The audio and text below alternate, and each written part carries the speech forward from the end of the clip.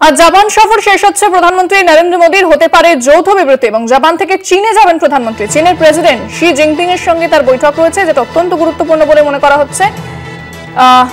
রবিবার বৈঠক, চীনে 23টি দেশের রাষ্ট্রপ্রধানরা আসছেন এবং এসসিও শীর্ষ বৈঠক রয়েছে। এসসিও সামিটে যোগ দিতে প্রধানমন্ত্রী এবার চীনে যাচ্ছেন। তিনি জাপান সফরে ছিলেন, সেই জাপান থেকে এবার চীনে যাবেন প্রধানমন্ত্রী নরেন্দ্র মোদী এবং সেখানে শি জিনপিং এর সঙ্গে তার দ্বিপাক্ষিক বৈঠক হওয়ার কথা রয়েছে এবং এই বৈঠকের দিকে কিন্তু গোটা বিশ্ব তাকিয়ে রয়েছে, বিশেষ করে আমেরিকা তো এই বৈঠকের দিকে তাকিয়ে রয়েছেই।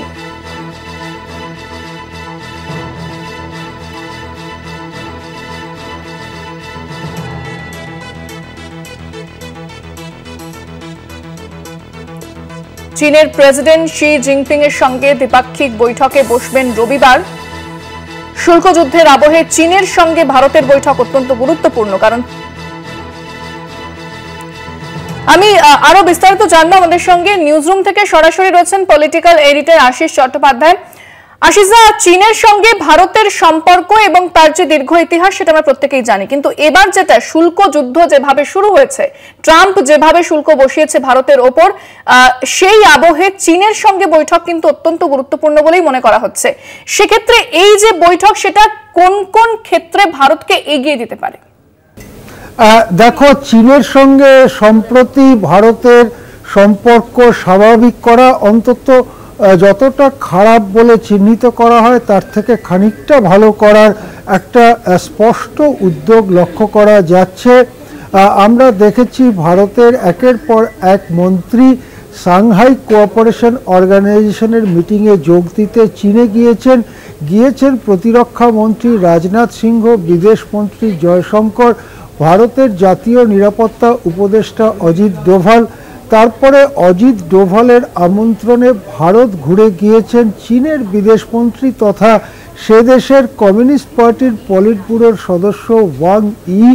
এইসব আলোচনার, বিশেষ করে চীনের বিদেশমন্ত্রী যে ভারতে এসেছিলেন, সেই সব আলোচনার মূল লক্ষ্য ছিল দু দেশের মধ্যে সীমান্তে যে সমস্যা রয়েছে, বিশেষ করে 2020 সালে গালওয়ানে যে সংঘর্ষ হয়েছিল বা তারপরে ডোকলামে যে সংঘর্ষ হয়েছিল, তার পরিপ্রেক্ষিতে সীমানা চিহ্নিতকরণ এবং যেখানে ভারতীয় বাহিনী টহল দিতে পারত সেখানেই এখনও পারছে কিনা, নাকি তাদেরকে কিছুটা পিছিয়ে আসতে হয়েছে, সেক্ষেত্রে দু দেশের মধ্যে বোঝাপড়া করে সীমান্তের পরিস্থিতিটাকে নিরাপদ করা, এটাই ছিল ওই সফরগুলোর অন্যতম আলোচ্য বিষয়।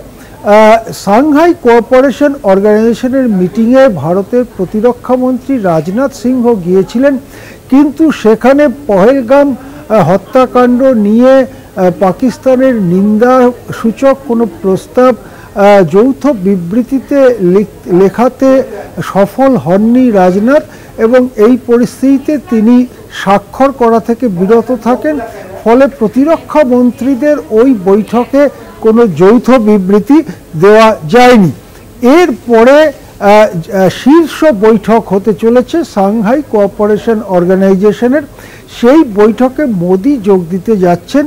জাপান থেকে তিনি চীনে গিয়ে পৌঁছবেন কাল, এবং কালকে চীনে পৌঁছে সম্ভবত তার প্রথম কর্মসূচি হবে, কিছু আনুষ্ঠানিক কর্মসূচি বাদ দিলে প্রথম গুরুত্বপূর্ণ রাজনৈতিক কর্মসূচি হবে শি জিনপিংয়ের সঙ্গে মুখোমুখি আলোচনা। অনেকেই মনে করছেন যে ট্রাম্প ইদানিং যেভাবে ভারতের ওপরে শুল্ক চাপিয়ে ভারতের অর্থনীতিকে বেকায়দায় ফেলবার চেষ্টা করছেন, সেখান থেকে বেরোতে চীনের সঙ্গে ভারতের যে বাণিজ্য, সেই বাণিজ্যকে আরও একটু বড় করতে, আরও একটু ব্রড বেসড করতে দুই নেতার মধ্যে আলোচনা হতে পারে। চীনের সঙ্গে ভারতের বাণিজ্য চলছে ঠিকই, কিন্তু ওই গালওয়ান সংঘর্ষের ঘটনার পর থেকে চীনের বিরুদ্ধে কিছু কিছু নিষেধাজ্ঞা জারি করেছিল ভারত, এবং সেই নিষেধাজ্ঞাগুলোর মধ্যে রয়েছে চীনার বিনিয়োগ এবং আরও কয়েকটি বিষয়। ইতিমধ্যে ভারতের সঙ্গে চীনের ডাইরেক্ট বিমান যোগাযোগ, সরাসরি বিমান যোগাযোগ প্রতিষ্ঠিত হয়েছে এবং সেটা একটা দুদেশের সম্পর্কে উন্নতির লক্ষণ। এখন যে পণ্যগুলো, যে জিনিসগুলো মার্কিন যুক্তরাষ্ট্রে রপ্তানি করত ভারত, কিন্তু সম্প্রতি সেই রপ্তানি আটকে গিয়েছে, সেই পণ্যগুলোর একটা অংশ কি চীনে রপ্তানি করা সম্ভব? যদি তা সম্ভব হয় তাহলে সেই পণ্য যারা উৎপাদন করেছেন তারা বড় ক্ষতির থেকে বাঁচতে পারেন। অন্যদিকে আরও একটি লাভ হতে পারে, সেটা হচ্ছে এই যে চীন ভারতে যত জিনিস রপ্তানি করে, ভারত চীনে রপ্তানি করে তার থেকে অনেক কম। ফলে চীন বাণিজ্যে উদ্বৃত্ত, আমরা চীনের সঙ্গে বাণিজ্যে ঘাটতিতে রয়েছি। সুতরাং চীনে যদি আমরা আরও বেশি পণ্য রপ্তানি করতে পারি তাহলে এই যে বাণিজ্য ঘাটতি, চীনের সঙ্গে ভারতের বাণিজ্যে যে ঘাটতি, সেই ঘাটতিও খানিকটা পূরণ হতে পারে এবং কাছাকাছি আসতে পারে। দুদেশ অন্য দেশে যত জিনিস পাঠায় সেই পরিমাণটা কাছাকাছি আসতে পারে। অর্থাৎ বাণিজ্য চুক্তি নিয়ে আলোচনা একটা বা পারস্পরিক বাণিজ্য বৃদ্ধি নিয়ে আলোচনা একটা গুরুত্বপূর্ণ বিষয়। সেক্ষেত্রে অবশ্যই দুদেশের বিরুদ্ধে যেসব নিষেধাজ্ঞা চাপিয়ে রেখেছে বা যে সমস্ত কোম্পানিকে ভারতে অবাধে ব্যবসা করতে দিচ্ছে না ভারত, বিশেষ করে গালওয়ান ডোকলাম ঘটনার পর থেকে, সেই সমস্ত নিষেধাজ্ঞাগুলো কি ভারত তুলবে? সেই দিকে কি ভারত যাবে? এই সব প্রশ্নের খানিকটা উত্তর হয়তো আগামীকাল রবিবার মিলবে। কেননা চীনের দিক থেকে সহযোগিতার হাত যদি তারা বাড়িয়ে দেবেন, এটা আমরা আশা করি, তাহলে চীনেরও কিছু দাবি থাকবে, চীনেরও কিছু শর্ত থাকবে, তারাও যাতে ভারতে ব্যবসা করতে পারে, বিনিয়োগ করতে পারে, সেই সব শর্ত কি ভারত মানবে? যদি ভারত কিছুটা আগে বাড়ে, চীনও খানিকটা আগে বাড়ে, তাহলে ট্রাম্পের যে শুল্কের ফলে ভারতের অর্থনীতিতে একটা সাময়িক ঝটকা এসেছে, সেই ঝটকা অনেকটাই মিটতে পারে বলে আশা করা যাচ্ছে।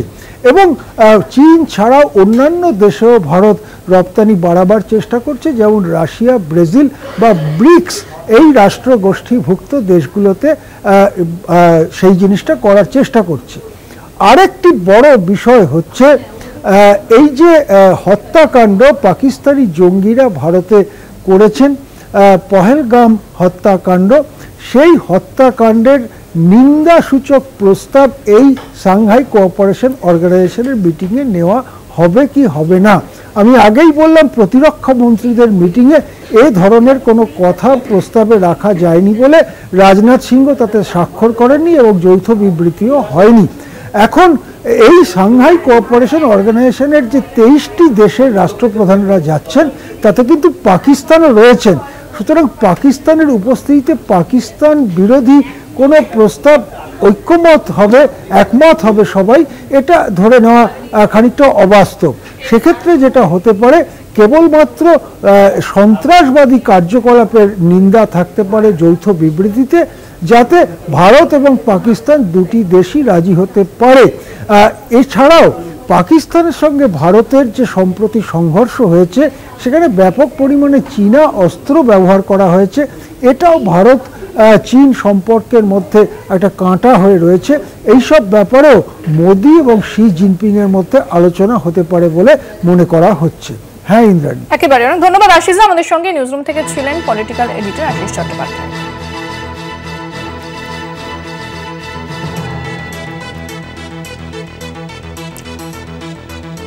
আমরা দেখলাম যে প্রধানমন্ত্রী জাপান সফর করলেন এবং তারপরে এখান থেকে তিনি চীন যাবেন, অর্থাৎ জাপান থেকে চীন যাবেন। প্রধানমন্ত্রী এসসিও সামিটে যোগ দেবেন। পাশাপাশি শি জিনপিং এর সঙ্গে তার যে দ্বিপাক্ষিক বৈঠক রয়েছে তা অত্যন্ত গুরুত্বপূর্ণ, কারণ একদিকে যেরকম শুল্ক যুদ্ধ চলছে এবং আমেরিকা যেভাবে ভারতের উপর শুল্ক বসিয়েছে, সেই শুল্ককে মাথায় নিয়ে কিন্তু ভারত বাণিজ্য করতে নেমেছে এবং এর মধ্যে চীনের সঙ্গে বৈঠক অত্যন্ত গুরুত্বপূর্ণ এবং সেই বৈঠক থেকে কি আউটকাম বেরোচ্ছে সেদিকে অবশ্যই গোটা বিশ্বের নজর রয়েছে।